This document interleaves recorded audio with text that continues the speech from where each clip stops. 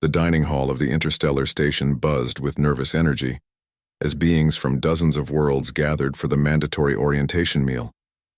At the center table sat Princess Zarathis of the Corvani Empire, her crystalline blue skin shimmering under the artificial lights. Her forearms moved with deadly grace as she picked at her food, and every being in the room gave her table a wide berth. The Corvani were known throughout the galaxy as warriors without mercy. Their empire had conquered 17 star systems in the past century, and their royal family was feared above all others. Princess Zarathis had personally led 3 successful campaigns against rebel worlds, earning her the title, the Void Reaper, among her enemies. Every species represented in that hall knew better than to approach uninvited. The tall, mantis-like Rektar kept their compound eyes fixed firmly on their plates. The slug-like Malari actually left slime trails in their haste to move away from her vicinity. Even the proud warrior race Kythons, with their massive frames and battle scars, chose tables on the opposite side of the room. Then Amy walked in. The human engineer surveyed the crowded dining hall with tired eyes. She had been working double shifts to repair the station's failing life support systems, and all she wanted was a quiet place to eat her meal.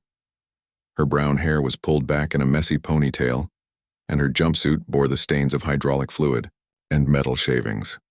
Amy grabbed a tray of standard rations and looked around for an empty seat. The hall was packed with beings clustered around tables like they were afraid of something. Only one table had any space, the one in the center where a striking blue-skinned woman sat alone. Without a second thought, Amy walked over and plopped down in the chair directly across from Princess Zarathis. A collective gasp echoed through the dining hall. Conversations died mid-sentence. The Rektar actually stopped eating, which was unprecedented. Several beings near the exits began to slowly move toward them, clearly expecting violence. Princess Zarathis looked up from her meal, her violet eyes meeting Amy's brown ones. For a moment that felt like an eternity. Neither spoke. The princess had dealt with many responses to her presence: fear, hatred, desperate attempts at flattery, and occasionally foolish challenges. But never simple indifference. "You do not know who I am," Zarathis said, her voice carrying the musical quality of her species but with an edge of steel. Amy looked up from her food, chewing thoughtfully. "Should I?" The question caught the princess off guard. In all her travels across the galaxy, no one had ever responded with such casual disinterest.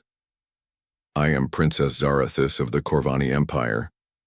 "Amy Chen," the human replied, extending her hand in the strange human greeting ritual. "Engineer, second class." "Nice to meet you." Zarathis stared at the offered hand. In Corvani culture, reaching toward royalty uninvited was punishable by death. Yet something about this human's complete lack of fear intrigued her. Slowly, she extended one of her 4 arms and grasped Amy's hand. The moment their skin touched, Amy felt a strange tingling sensation. The princess's hand was surprisingly warm, and her grip was gentle despite the obvious strength in her fingers. "You are not afraid," Zarathis observed. Amy shrugged. "Should I be? Most beings are. I have conquered worlds, led armies, destroyed entire fleets." "That's nice," Amy said, taking another bite. "I fix air recycling systems and gravity generators. Different skill sets." For the first time in decades, Princess Zarathis found herself genuinely curious about another being.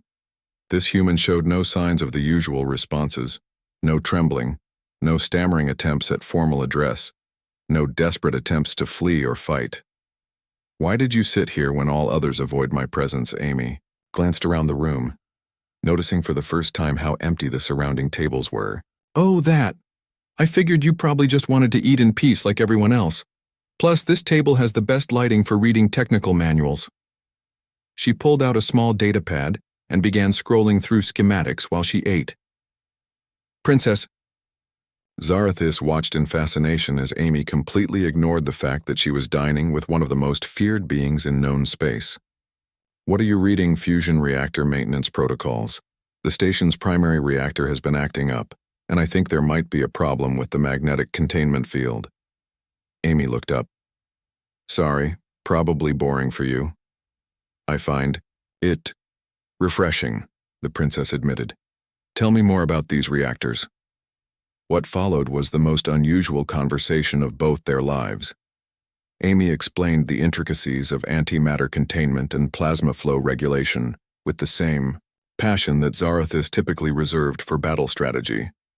The princess found herself asking technical questions, genuinely interested in how the massive station maintained life support for thousands of beings. Around them, the dining hall slowly returned to normal as it became clear that no violence would erupt. Still, many beings continued to glance nervously at their table, unable to believe what they were witnessing. You speak of these systems as if they were living things, Zarathus observed. In a way they are, Amy replied. Every ship, every station has its own personality.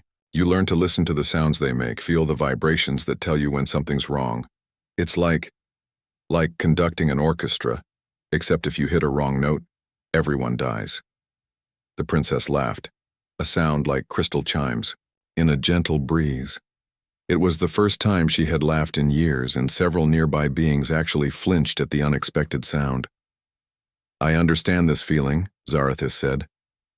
In battle, you must know your ship, your weapons, your crew.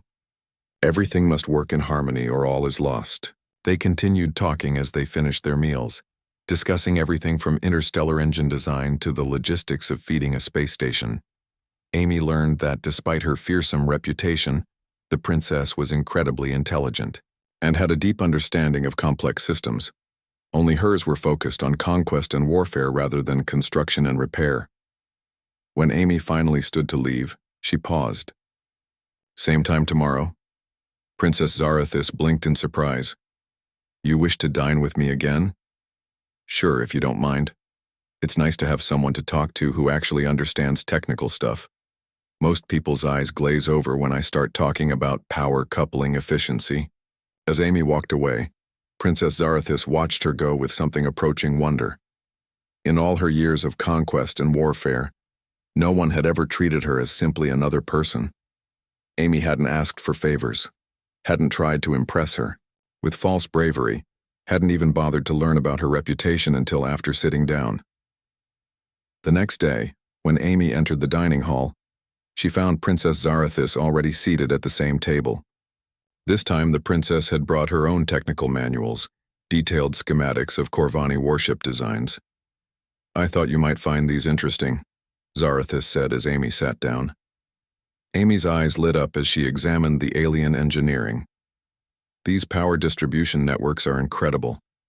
How do you manage the energy overflow from the main guns? As they bent over the schematics together, neither noticed that other beings were starting to cautiously approach nearby tables.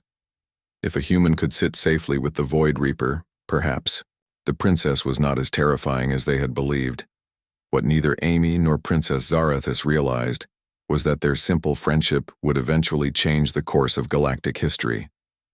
But that day they were simply two engineers sharing their love of complex systems and elegant solutions, proving that sometimes the most powerful connections are the ones that begin with someone brave enough to take a seat.